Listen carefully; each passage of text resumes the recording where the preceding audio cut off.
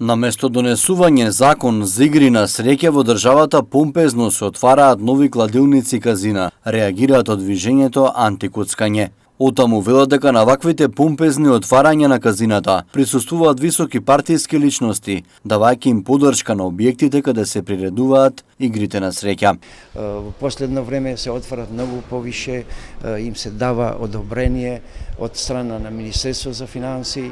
Во таа отворено писмо исто нагласивме дека овие игри на среќа не ни паѓаат од небо, туку некој им дава одобрение за работа.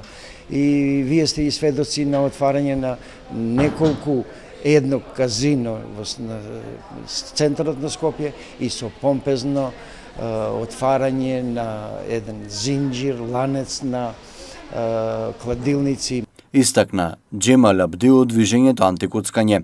И додека се отвораат масовно казината, властите постојано го одложуваат процесот за донесување на законот за игри на среќа. Ние сме свесни во ситуацијата кај што се наоѓаме, нормални избори сега, меѓутоа без разлика и кога се работи за игри на среќа треба да се донесе закон за игри на среќа.